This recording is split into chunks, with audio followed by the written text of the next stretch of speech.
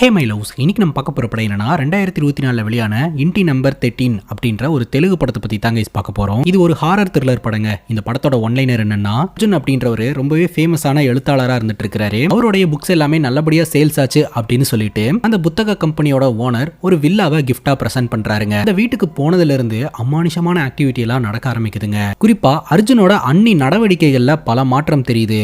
டாக்டரை கன்சல்ட் பண்ணா டாக்டரே மறந்து போறாங்க. அப்பதான் தெரிய வருது அர்ஜுனோட அன்னிக்கு பேய் பிடிச்சிருக்கு அப்படின்ட்டு. அடுத்தடுத்து என்ன நடந்தது அப்படின்றது தான் மொத்த படமே. இந்த வீடியோவை ஸ்கிப் பண்ணாம பாருங்க. நீங்க பார்த்துட்டு இருக்கிறது சரண் என்டர்டைன்மெண்ட். நான் தான் சரண். வாங்க வீடியோக்குள்ள போலாம். படத்தோட ஸ்டார்டிங் சீன்ல அரண்மனை மாதிரி இருக்கக்கூடிய ஒரு பில்டிங்கை காட்டுறாங்க. அந்த பில்டிங்குள்ள ஒரு வயசானவர் இருக்கிறாருங்க. அந்த வயசானவர் யாருன்னு தெரியலங்க. பாக்குறதுக்கு ஏதோ ஒரு டிடெக்டிவ் மாதிரி லுக்ல இருந்துட்டு இருக்காரு. பட் அவருடைய முகத்தை நம்ம கிட்ட காட்டவே இல்ல. அவர் நம்ம கிட்ட ஒரு விஷயத்த சொல்றாருங்க. அவரோட வாழ்க்கையில நிறைய கிரைம் கேசஸ் எல்லாம் பார்த்திருக்காராம். நிறைய அன்சால்வ்டு மிஸ்ட்ரீஸ் எல்லாத்தையும் கூட சால்வ் பண்ணியிருக்காராம். நம்ம கிட்ட பேசிட்டு ஒரு டிராயர் ஓபன் பண்றாருங்க. அந்த டிராயருக்குள்ள 2 புக் இருக்கு. அதுல ஒரு புக்கை எடுத்து படிக்க ஆரம்பிக்கிறாருங்க. அவரோட வாழ்க்கையில நடந்த சம்பவத்தை தான் அந்த புக்ல எழுதி வச்சிருக்கிறதா சொல்றாரு. அப்படி என்ன நடந்தது அப்படின்றத இப்ப டீடைல்டா நம்ம கிட்ட காட்ட ஆரம்பிக்கிறாங்க. சஞ்சய் மற்றும் நித்யா அப்படின்ற தம்பதி கார்ல ரொம்ப தூரம் டிராவல் பண்றாங்க. ரொம்ப நேரம் பயணத்துக்கு அப்புறம் டயர்டான நித்யா கேக்குறாங்க, இன்னும் எவ்வளவு நேரம் தான் டிராவல் பண்ண வேண்டியதா இருக்கு அப்படின்ட்டு. இதோ வந்துட்டோம், கிட்ட வந்துட்டோம் அப்படின்ற மாதிரி சொல்லிட்டு சஞ்சய் ஒரு இடத்துக்கு கூட்டு போறாருங்க. ஒரு அழகான வீட்டுல கொஞ்ச நாள் ஸ்டே பண்ணிட்டு போறதுக்காக தான் கைஸ் வந்திருக்காங்க. இவங்க 2 பேருக்கும் உதவி செய்யறதுக்காக அங்க ஒரு வேலைக்கார அக்கா இருக்காங்க. அந்த அக்காவுடைய பேரு பாகியமதிங்க. உங்க பேர் என்ன அப்படின்னு மட்டும் தாங்க இந்த சஞ்சய் கேட்டு இருந்திருப்பாரு. பாகியமதி அக்கா அவங்களோட மொத்த ஹிஸ்டரியுமே ஷேர் பண்ணிட்டு இருப்பாங்க. அதை பார்த்த நித்யா, உங்களுக்கு பாகியமதி அப்படின்ற பேரு செட்டே ஆகல, ஜேஜமான்ற பேரு நல்லா இருக்கே, இனிமேல் நான் உங்களை ஜேஜமானே கூப்பிடுறேன் அப்படின்னு சொல்லிட்டு இவங்க வீட்டுக்குள்ள போறாங்க. இவங்க வீட்டுக்குள்ள போகும்போது தான் அந்த வீட்டுக்கு வெளியில இருக்கக்கூடிய வீட்டோட நம்பர் பிளேட்டை நம்ம கிட்ட காட்டுறாங்க. இன்டி நம்பர் 13 அப்படின்ற மாதிரி போட்டிருக்குங்க. யூசுவலாவே நம்ம ஊர்ல நிறைய பேர் இந்த 13 அப்படின்ற நம்பரை பாத்தீங்கன்னா அன்லக்கி நம்பரா பார்ப்பாங்க. ஏன் ஒரு சில ஹோட்டல்ஸ்ல கூட 12க்கு அப்புறம் 13 இருக்காதுங்க, 14வது நம்பர் வச்சிருப்பாங்க. ரைட், அங்க கட் பண்ணா ஒரு நியூஸ் சேனல்ல டிபேட் ஷோ நடக்கிற மாதிரி நம்ம கிட்ட காட்டுறாங்க. ஒரு பக்கம் பேய் பூதம் இதெல்லாமே இருக்கு அப்படின்னு நம்பக்கூடிய ஒரு சாமியார், இன்னொரு பக்கம் சயின்ஸை மட்டுமே நம்பக்கூடிய ஒரு டாக்டர் அப்படின்னு சொல்லிட்டு 2 தரப்பினர்களுக்கு இடையே கடும் வாக்குவாதம் நடக்குதுங்க. இந்த சாமியார் பேய் பூதம் இதெல்லாமே இருக்குது அப்படின்னு சொல்றாரு. இந்த டாக்டர் பாத்தீங்கன்னா இது எல்லாமே இல்லூஷன், பேய் பூதம்னு ஒண்ணு கிடையவே கிடையாது, பேய் பூதம்லாம் இருக்குன்னு நம்புறவங்க சைக்காலஜிக்கலா அஃபெக்ட் ஆயிருக்காங்க அப்படின்னு சொல்ல, உங்களோட ரெஸ்பான்ஸ் என்ன அப்படின்னு அந்த சாமியார் கிட்ட கேட்க, இந்த சாமியார் சொல்றாரு, நாம நேரடியா ஒரு விஷயத்தை உணர்ற வரைக்கும் அதை நம்ம பொய்ன்னு தான் சொல்லுவோம். ஒரு நாள் இல்லனா ஒரு நாள் இவருக்கு அந்த ஒரு சூழ்நிலை வரும். அப்ப கடவுளோட காலில் விழுந்து காப்பாத்துங்கன்னு கெஞ்சுவார் பாருங்க அப்படின்னு சொல்ல, இந்த டாக்டர் சொல்றாரு, அப்படி ஒரு நிலைமை வந்தது அப்படின்னா நான் கடவுளோட காலில் விழணும்னா எந்த பக்கம் விழணும், கடவுளோட கால் இந்த பக்கம் இருக்குமா இல்ல அந்த பக்கம் இருக்குமா அப்படின்னு சொல்லி இந்த சாமியாரை கட்டுப்பேத்துறாருங்க. அது மட்டும் இல்லாம இந்த சாமியாரே ஒரு டுபாக்கூரு, இவனுக்கு மேல ஒரு தலைமை இருக்கான் அப்படின்ற மாதிரி இவர் சொல்லிக்கிட்டு இருக்கிறார் இல்லையா, அவன் அதுக்கு மேல டுபாக்கூரா தான் இருப்பான் அப்படின்னு தொடர்ந்து இந்த டாக்டர் பாத்தீங்கன்னா இந்த சாமியாரை கலாய்க்கிறாருங்க. இந்த சாமியார் சொல்றாரு, நம்ம கண்ட்ரியோட டாப் மோஸ்ட் சைக்காலஜிஸ்ட் அப்படின்னு இந்த டாக்டர் மாறுதட்டிக்கிறாரு. ஆனா அவர் எப்படி பேசுறாருன்னு பாருங்க. இவர்கிட்ட எல்லாம் பேச முடியுமா, இவர்கிட்ட பேசி ஒரு விஷயத்தை புரிய வைக்க முடியுமா, இந்த ஷோக்கு நீங்க என்ன இன்வைட் பண்ணிருக்கவே கூடாது, நான் இங்க வந்திருக்க வேண்டிய ஒரு ஆளே கிடையாது, என் டைமை வேஸ்ட் பண்ணிட்டீங்க அப்படின்ட்டு அவர் அங்கிருந்து கிளம்பிடுறாருங்க. உடனே இந்த டாக்டர் சொல்றாரு, அந்த சாமியார்ட்ட பேசுறதுக்கு கண்டென்ட்டும் இல்ல பாயிண்ட்டும் இல்ல, அதனாலதான் பாதியிலே எழுந்து போறாப்ல அப்படின்னு சொல்றாருங்க. அங்க கட் பண்ணா ராதாகிருஷ்ணன் அப்படின்றவருக்கு சொந்தமான புத்தகங்கள் அச்சடிக்கக்கூடிய ஒரு ஃபேக்டரியை காட்டுறாங்க. இந்த ஃபேக்டரியில இருந்து தான் பல்வேறு இடங்களுக்கு புக்ஸ் எல்லாம் மேனுஃபேக்சர் பண்ணப்பட்டு டிஸ்ட்ரிபியூட் ஆயிட்டு இருக்குங்க. ராதாகிருஷ்ணன் அவருடைய அப்பா போட்டோ முன்னாடி நின்று ரொம்பவே ஃபீல் பண்ணிட்டு இருக்காருங்க. அந்த டைம்ல எல்லாம் புக்ஸுக்கு வந்து எவ்வளவு பெரிய மவுஸ் இருந்தது, எங்க பார்த்தாலும் புக்ஸ் படிக்கக்கூடிய ஆட்களா இருந்துட்டு இருந்தாங்க. ஆனா இப்போ ஒரே ஒரு ஸ்மார்ட் போன் வந்தது, மொத்த புக்ஸோட கதையுமே முடிச்சிருச்சு. யாருமே இப்ப நாலேஜா வளர்த்துக்கிறதுக்கு விரும்புறதே இல்ல. அடுத்த ஜெனரேஷனுக்கு புக்ஸ் எல்லாம் இருக்குமா இருக்காதானே தெரியல அப்படின்னு ஃபீல் பண்ணிட்டு அவருடைய டேபிள்ல போய் உட்கார்றாருங்க. அப்ப அவருடைய அசிஸ்டன்ட் ஒரு ஃபேமஸான ரைட்டர் வந்திருக்காங்க. அவங்களுடைய கண்டென்ட் கவிதை எழுதுறது. சோ அவங்களோட கவிதைகளை மட்டும் நம்ம பப்ளிஷ் பண்ணோம்னா கண்டிப்பா நிறைய புக் சேல்ஸ் ஆகும் அப்படின்னு சொல்ல, சரி அவங்கள வர சொல்லுங்க அப்படின்னு சொல்லி உள்ள வர சொன்னா, அந்த லேடி பாத்தீங்கன்னா கவிதை சொல்றேன் அப்படின்ற பேர்ல கடிஜோ கடிச்சுக்கிட்டு இருக்காங்க. அவங்க சொல்ற கவிதைகள் எல்லாமே ரொம்ப மொக்கையா இருந்துகிட்டு இருக்குங்க. இத பார்த்து இந்த ராதாகிருஷ்ணன் சொல்லிடுறாரு, எம்மா நீ சொல்ற கவிதைக்கு இங்க இருக்க வேண்டிய ஆளே கிடையாது, நீ எங்கேயோ இருக்க வேண்டிய ஒரு ஆளு, உன்னோட டீடைல்ஸ் எல்லாம் கொடுத்துட்டு போமா, நாங்களே கூப்பிடுறோம் அப்படின்ற மாதிரி சொல்லி டீடைல்ஸ் வாங்கிட்டு அதுக்கப்புறம் இந்த அசிஸ்டன்ட்டை பிடிச்சி ராதாகிருஷ்ணன் திட்டுறாரு, இனிமேல் இந்த மாதிரியான ஆட்களை எல்லாம் கூட்டிட்டு வந்த அப்படின்னா அவன் மண்டையை பொழந்துருவோம் பாத்துக்க அப்படின்ட்டு. காலையிலேயே கடுப்பான இந்த ராதாகிருஷ்ணனை அவருடைய அசிஸ்டன்ட்டை கூல் படுத்துறாருங்க. அர்ஜுன் அப்படின்ற ஒருத்தர் எழுதின புக்ஸ் வந்து ஹாட் சேலிங்காக இருந்துட்டு இருக்கு. ஒரே டைம்ல 10 லட்சம் காப்பி சேல் ஆயிருக்குது. டிஸ்ட்ரிபியூட்டர்ஸ் கிட்ட இருந்து கால் மேல கால்ஸ் வந்துகிட்டே இருக்குது. இந்த அர்ஜுன் அப்படின்றவருடைய புக்ஸ் எல்லாம் வித்து தீந்துருச்சு. டிஸ்ட்ரிபியூட்டர்ஸ் கிட்ட இருந்து மேலும் மேலும் ஆர்டர்ஸ் வந்து குவிஞ்சுக்கிட்டு இருக்கு. இதனால நம்ம கம்பெனிக்கு மிகப்பெரிய ப்ராஃபிட் அப்படிங்கும் போது உண்மையை தான் சொல்றியா அப்படின்னு சொல்லி இந்த ஓனருக்கே பயங்கர ஷாக்கா இருந்துட்டு இருக்குங்க. உடனே அந்த ரைட்டருக்கு ஃபோன் அடிக்கலாம் அப்படின்னு சொல்லிட்டு அர்ஜுனுக்கு ஃபோன் அடிச்சு ஃபர்ஸ்ட் ஆஃப் ஆல் உனக்கு கங்க்ராச்சுலேஷன்ஸ் அப்படின்னு சொல்ல, என்ன விஷயம் சார் அப்படின்னு கேட்க, உன்னோட புக்ஸ் எல்லாம் பப்ளிஷ் ஆகி ஒரே நாள்ல 10 லட்சம் காப்பி சேல்ஸ் ஆயிடுச்சு. தெலுங்கு புக்ஸ் இது வரைக்கும் சேல்ஸ் ஆன ரெக்கார்ட்ஸ் எல்லாம் நீ முறியடிச்சிட்ட. பெரிய பெரிய ஜாம்பவான்கள் எழுதின புக்ஸோட ரெக்கார்ட்ஸே நீ முறியடிச்சிட்ட. புக்ஸே படிக்காத இந்த ஜென்ரேஷனுக்கு புக்ஸோட அவசியத்தை உன்னோட நாவல் மூலமா எல்லோரும் தெரிஞ்சுக்கிறாங்க. அதனால எனக்கு ரொம்பவே சந்தோஷமா இருக்குதுப்பா அப்படின்னு சொல்ல, எனக்கும் ரொம்ப சந்தோஷமா இருக்குது அப்படின்னு அர்ஜுன் சொல்றாரு. அப்போ இந்த கம்பெனி ஓனர் சொல்றாருங்க, உன்னோட அடுத்த நாவலை எழுதுறதுக்கு ஒரு சாந்தமான இடம் வேணும் அப்படின்னு நீ கேட்டல. சோ அதற்கான இடம் என்கிட்ட ஒண்ணு இருக்கு. எனக்கு சொந்தமான ஒரு வில்லாவை உனக்கு நான் கிஃப்டா பிரசன்ட் பண்றேன். அதுல என்னோட சுயநலமும் இருக்குது. அது என்னன்னா, அந்த வில்லாவை நீ வச்சுக்கோ. உன்னோட அடுத்தடுத்த நாவல்ஸை என்னோட கம்பெனி மூலமாவே நீ பப்ளிஷ் பண்ணணும். அதற்கான அக்ரிமெண்ட்டை நீ போடணும். அப்படிங்கும்போது அதுக்கு என்ன சார், தாராளமா போட்டு கொடுக்குறேன் அப்படின்னு சொல்லிட்டு அந்த கிஃப்டை ஏத்துக்கிறாருங்க. அங்க கட் பண்ணா படத்தோட ஸ்டார்டிங் சீன்ல சஞ்சய் மற்றும் சஞ்சயோட மனைவி நித்யா அப்புறம் அந்த வேலைக்காரக்கா 3 பேருமே அந்த வீட்டுக்குள்ள போனாங்க இல்லையா. அந்த வீட்டோட டோர் கிட்ட இவங்க நின்று பேசிட்டு இருப்பாங்க. அப்ப அந்த வீட்டு மாடியில இருக்கக்கூடிய ரூம் ஜன்னல் வழியா ஏதோ ஒரு அமானுஷமான உருவம் இவங்களை பார்த்துட்டு திரும்ப போகுங்க. அதை இவங்க கவனிச்சிருந்திருக்க மாட்டாங்க. அந்த வீட்டு வாசல்ல போன் நம்பர் போட்டு ஒரு அட்டை ஒன்று தொங்கிட்டு இருக்குங்க.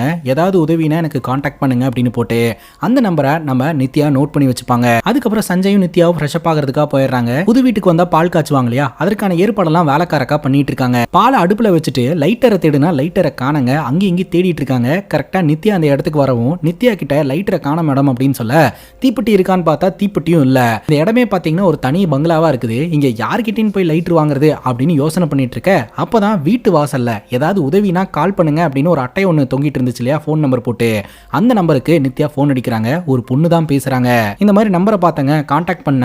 இந்த வீட்டுக்கு நாங்க புதுசா குடி வந்திருக்கோம், பால் காய்ச்சலாம் அப்படின்னு ஏற்பாடு பண்ணிட்டோம். ஆனா லைட்டரை காணுங்க. லைட்டர் ஏதாவது கிடைக்குமான்னு கேட்கறதுக்காக தான் கால் பண்ண அப்படிங்கும்போது, லைட்ரு அந்த கிச்சன் கபோர்டு மேல இருக்கும், எடுத்துக்கோங்க அப்படின்னு சொல்ல நம்ம நித்யா போய் கை வச்சு பாக்குறாங்க. பார்த்தா லைட்டர் இருக்குதுங்க. அதை எடுத்து வேலைக்காரக்காட்ட கொடுக்க வேலைக்காரக்காவும் அதை வாங்கிக்கிறாங்க. அது மட்டும் இல்லாம உங்களோட வாய்ஸ் ரொம்ப நல்லா இருக்கு, கண்டிப்பா எங்க வீட்டுக்கு வாங்க அப்படின்னு சொல்லிட்டு நித்யா போனை கட் பண்றாங்க. வேலைக்காரக்கா பாலை காய்ச்சலான்னு ஸ்டவ் ஆன் பண்ணா அந்த பால் கருப்பு கலர்ல பொங்குதுங்க.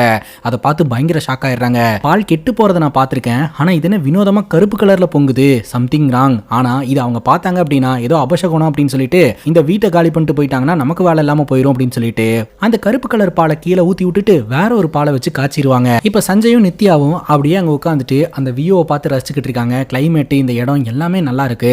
ஆனா நமக்கு எவ்வளவோ ப்ராப்பர்ட்டிஸ் இருக்கும்போது நாம ஏன் இந்த இடத்துக்கு வந்தோம் அப்படின்னு நித்யா கேட்க, அதுக்கு சஞ்சய் சொல்றாரு, இந்த ரைட்டர் அர்ஜுன் இருக்கிறார் இல்லையா, அவருடைய அண்ணன் தாங்க இந்த சஞ்சய். அர்ஜுனோட ஹார்ட் ஒர்க்குக்கு கிடைச்ச ஒரு பரிசு தான் இந்த வில்லா. சோ இந்த வில்லால நம்ம ஸ்டே பண்ணிட்டு போலாம் அப்படின்னு சொல்லிட்டு தான் வந்திருக்கிறோம். இந்த உலகத்துல எனக்குன்னு இருக்கிறது 2 பேரு, ஒன்னு நீ, இன்னொன்னு அர்ஜுன் அப்படின்ற மாதிரி சஞ்சய் அவருடைய மனைவி கிட்ட ஃபீல் பண்ணிக்கிட்டு இருக்காருங்க. ஆக மொத்தம் இந்த கம்பெனி ஓனர் கொடுத்த இந்த வில்லால அண்ணனும் அண்ணியும் போய் ஸ்டே பண்ணிட்டு வரட்டும் அப்படின்னு சொல்லிட்டு அர்ஜுன் தாங்க சமைச்சு வச்சிருந்திருக்காரு. அதுக்கப்புறம் ராத்திரி ஆகுதுங்க. சஞ்சயும் நித்யாவும் நல்லா தூங்கிட்டு இருக்காங்க. அப்ப போன் அடிக்கிற சத்தம் கேட்க ஆரம்பிக்குது. அதுவும் லேண்ட்லைன் அடிக்கக்கூடிய சத்தம். நித்யா கண் முழிச்சிடுறாங்க. ஆனா சஞ்சய் நல்லா தூங்கிட்டு இருக்காரு. எங்கடா அந்த லேண்ட்லைன் அடிக்குது அப்படின்னு பார்த்தா லேண்ட்லைன் கீழே இருக்குங்க. சரின்ட்டு நித்யா மட்டும் தூக்க கலக்கத்திலேயே எழுந்து நடந்து வராங்க. லேண்ட்லைனை அட்டன் பண்ணா யாருமே பேச மாட்டேன்றாங்க. கடுப்பாய் போனை வச்சுட்டு மறுபடியும் ரூம்குள்ள தூங்கலான்னு சொல்லிட்டு மாடிக்கு போனா இவங்க இருக்கக்கூடிய ரூமுக்கு ஆப்போசிட்லயே ஒரு ரூம் இருக்குதுங்க.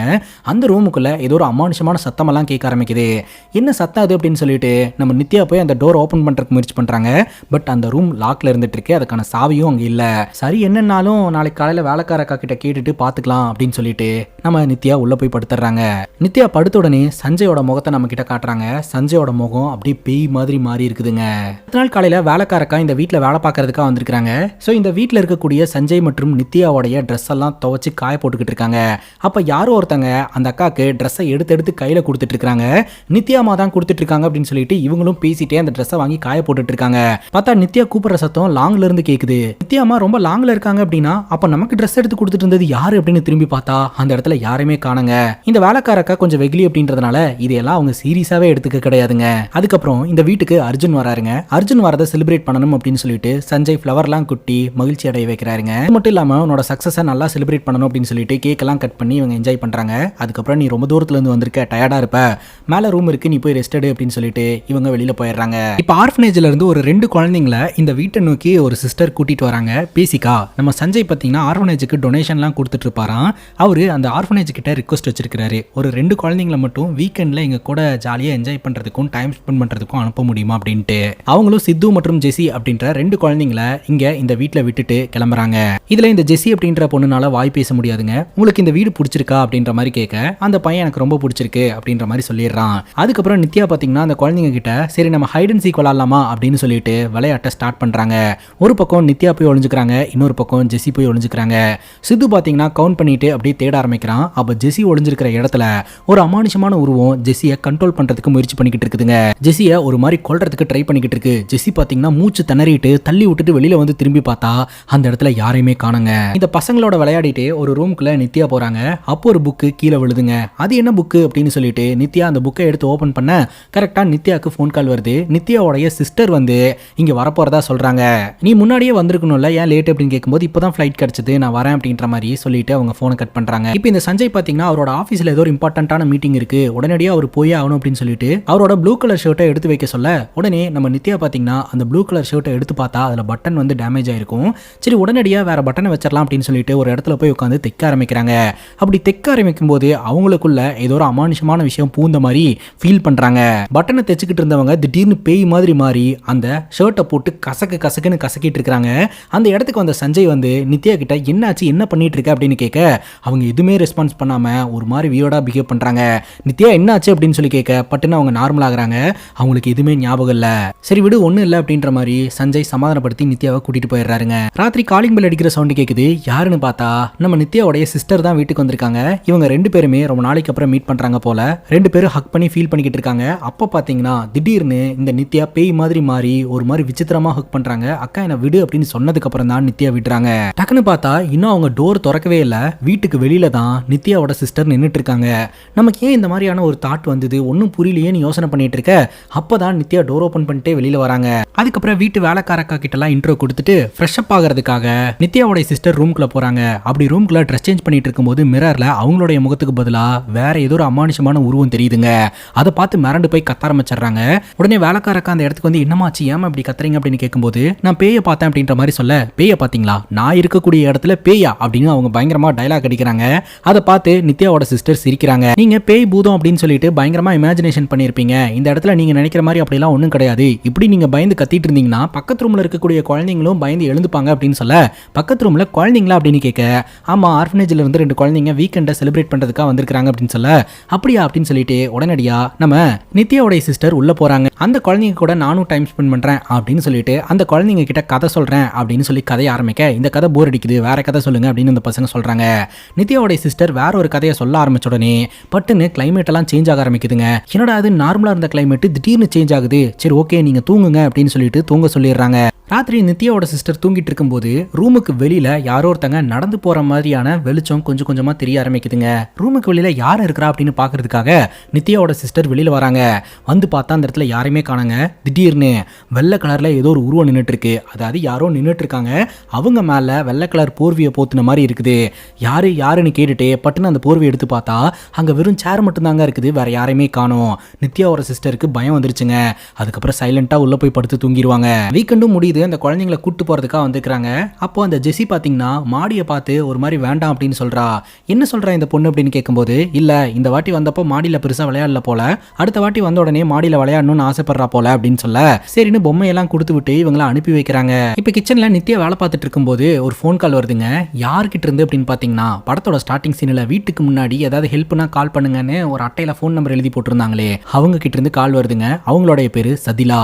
சதிலா எப்படி இருக்கீங்க, நல்லா இருக்கீங்களா, எப்போ வரீங்க அப்படின்ற மாதிரி கேட்க எனக்கும் உங்களை பார்க்கணும்னு ஆசையா தான் இருக்குது அப்படின்னு சொல்லிட்டு மேல இருக்கக்கூடிய ரூமுக்குள்ள நம்ம நித்யாவோடைய தங்கச்சி வாயை பொத்திக்கிட்டு அந்த பேய் பக்கத்துல உட்காந்து பேசிக்கிட்டு இருக்குதுங்க. அப்பதான் தெரிய வருது வந்ததுல இருந்து ஹெல்ப்ன்ற பேர்ல நித்யா கிட்ட பேசிட்டு இருக்கிறது பேய் தான் அப்படின்ட்டு. இப்ப வெளியில போயிட்டு அர்ஜுன் வீட்டுக்கு வராருங்க. பார்த்தா டீபாயில இன்னைக்கான நியூஸ் பேப்பர் இருக்குது. அந்த நியூஸ் பேப்பரை எடுத்து பார்த்தா இவருக்கு மிகப்பெரிய அதிர்ச்சிங்க. ராதாகிருஷ்ணன் அப்படின்னு சொல்லக்கூடிய அந்த புக் மேனுஃபேக்சரிங் கம்பெனியோட ஓனர் இருக்கிறார் இல்லையா, அவர் இறந்து 2 வருஷம் ஆகுது. 2ஆம் ஆண்டு நினைவஞ்சலியை செலுத்த போறோம் அப்படின்ற மாதிரி நியூஸ் பேப்பர்ல விளம்பரம் வந்திருக்குதுங்க. அதைய பார்த்து அர்ஜுன் பயங்கர ஷாக் ஆயிடுறாரு. உடனடியாக அந்த கம்பெனிக்கு போன் அடிக்கிறாரு. அந்த கம்பெனில அசிஸ்டன்ட் இருந்தார் இல்லையா, அவர் தான் போன் அடிக்கிறாரு. அவர்கிட்ட இந்த விஷயத்த சொல்லும் போது என்னங்க சொல்லிக்கிட்டு இருக்கீங்க, அவர் 2 வருஷத்துக்கு முன்னாடியே இறந்து போயிட்டாரு அப்படிங்கும்போது நான் இந்த மாதிரி ஒரு நாவல் எழுதினவன், என் பேர் அர்ஜுன் அப்படின்ற மாதிரி சொல்ல நீங்க என்ன நாவல் எழுதுனீங்க அப்படின்னு கேட்க இவர் இல்லூஷன் சம்பந்தப்பட்ட ஒரு நாவல் தான் எழுதியிருக்கிறாரு. அதான் 10 லட்சம் காப்பி ஒரே நாளில் சேல் ஆச்சுன்னு சொன்னாங்களே, அந்த காப்பி பப்ளிஷே ஆக கிடையாது, அது இன்னும் டிராஃப்ட்ஸ்ல அங்கேயே இருந்திருக்குன்ற விஷயம் தெரிய வருது. அப்புறம் எப்படி நமக்கு இந்த வில்லா கீஸ் கிடைச்சது அப்படின்னு சொல்லி இந்த அர்ஜுன் பயங்கர கன்ஃபியூஸ் ஆகுறாருங்க. அதை பத்தி அந்த மேனேஜர் கிட்ட கேட்டாலும் அவருக்கு எதுவும் தெரியல. இப்ப ரூமுக்குள்ள நம்ம நித்யாவோடைய சிஸ்டர் மயங்கி கிடக்குறாங்க. வேலைக்காரக்கா பார்த்துட்டு என்னமா ஆச்சு அப்படின்ற மாதிரிலாம் சமாதானப்படுத்தி பாலை கொடுக்குறாங்க. அதுக்கப்புறம் நித்யாவோடைய தங்கச்சி சமாதானமாகறாங்க. அதுக்கப்புறம் நம்ம அர்ஜுன் பாத்தீங்கன்னா தன்னோட அண்ணன் கிட்ட இந்த விஷயத்தை எல்லாம் ஷேர் பண்ணணும் அப்படின்னு சொல்லிட்டு சஞ்சய் கிட்ட இந்த விஷயத்த சொல்லலாம்னு போனா சஞ்சய் ரொம்ப இம்பார்ட்டன்ட்டா இங்கேயோ அவசரமா கிளம்புறாரு. அதனால பேசுறதுக்கே நிக்க மாட்டேன்றாருங்க. என்ன இம்பார்ட்டன்ட்டான விஷயமா இருந்தாலும் உன்னோட அண்ணி கிட்ட சொல்லிரு அப்படின்னு சொல்லிட்டு அவர் அங்கிருந்து கிளம்பிடுறாரு. உடனே நம்ம அர்ஜுன் பாத்தீங்கன்னா தன்னோட அண்ணி கிட்ட போயிட்டு இந்த விஷயத்த சொல்றாரு. இந்த வில்லாவை எனக்கு கிஃப்டா கொடுத்ததே ராதாகிருஷ்ணன் அப்படின்றவர் தான். ஆனா அவர் 2 வருஷத்துக்கு முன்னாடியே இறந்துட்டதா சொல்றாங்க. அது மட்டும் இல்லாம நான் எழுதின நாவல் வந்து பப்ளிஷே ஆக கிடையாது அப்படின்னு சொல்றாங்க. எனக்கு இங்க என்ன நடக்குதுன்னு ஒண்ணுமே புரியல அப்படின்னு சொல்ல நார்மலா பேசிட்டு இருந்த இந்த நித்யா பாத்தீங்கன்னா அப்படியே ஒரு மாதிரி அப்நார்மலாவும் வியர்டாவும் பேச ஆரம்பிக்கிறாங்க. நீ எதுக்கு தேவையில்லாம அதையும் மீதி நினைச்சு கன்ஃபியூஸ் ஆயிட்டு இருக்க? உனக்கு தான் வில்லா கிஃப்டா கிடைச்சதுல, அதை மட்டும் எடுத்துக்கிட்டு அமைதியா போயிரு அப்படின்ற மாதிரி சொல்றாங்க. என்ன சொன்னீங்க அண்ணி அப்படிங்கும்போது, டேய் தேவையில்லாம அதை இதையும் நினைச்சு கன்ஃபியூஸ் ஆகாதரா, ஃப்ரீயா விடு அப்படின்ற மாதிரி அவங்க நார்மலா பட்டுன்னு பேசிடுறாங்க. அதுக்கப்புறம் சஞ்சய் பாத்தீங்கன்னா எல்லாரும் சேர்ந்து வெளியில போலாம் அப்படின்னு பிளான் போட்டுருந்துருக்காருங்க. ஆனா கடைசி நேரத்துல நித்யா மட்டும் நீங்க எல்லாரும் வெளியில போயிட்டு வாங்க, நான் வரல, எனக்கு ரொம்ப தலைவலிக்குது அப்படின்னு சொல்ல, சரி வேலைக்காரக்காவை பாத்துக்க சொல்லி விட்டுட்டு போலாம் அப்படிங்கும்போது வேலைக்காரக்கா ஒரு மாதிரி அப்செட் ஆகுறாங்க. ஏன்னா அவங்க வெளியில போகணும் அப்படின்னு சொல்லி ரொம்ப எக்ஸைட்மெண்டோட இருந்திருக்காங்க. அதனால நம்ம நித்யா பாத்தீங்கன்னா அவங்களையும் கூட்டிட்டு போங்க, நான் பாத்துக்கிறேன் அப்படின்னு சொல்ல சரின்னு கேட்டுட்டு எல்லாருமே கிளம்பிட்டாங்க.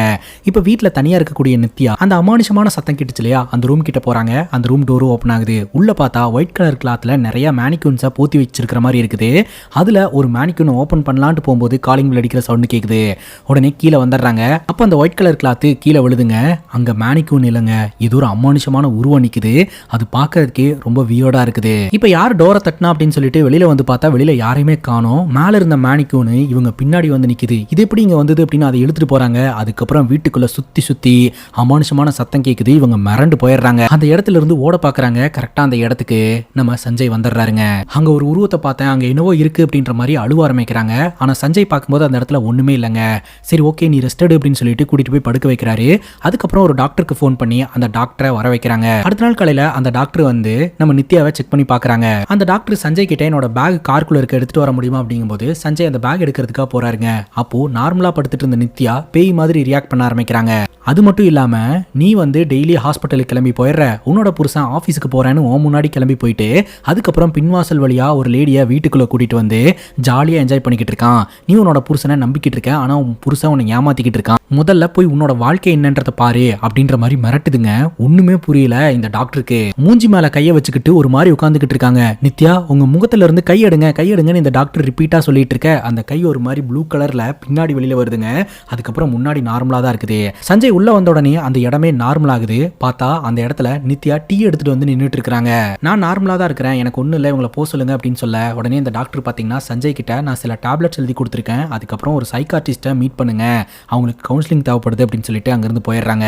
அதுக்கப்புறம் நித்யா வீட்டுக்குள்ள நின்றுட்டு மந்திரமெல்லாம் சொல்லிக்கிட்டு தங்கச்சி அட்டாக் பண்ணிட்டு ரொம்பவே விசித்திரமா ரியாக்ட் பண்ண ஆரம்பிக்கிறாங்க. இதுல பயந்து போன நம்ம நித்யாவோட சிஸ்டர் சஞ்சய் கிட்ட இந்த விஷயத்த சொல்றாங்க.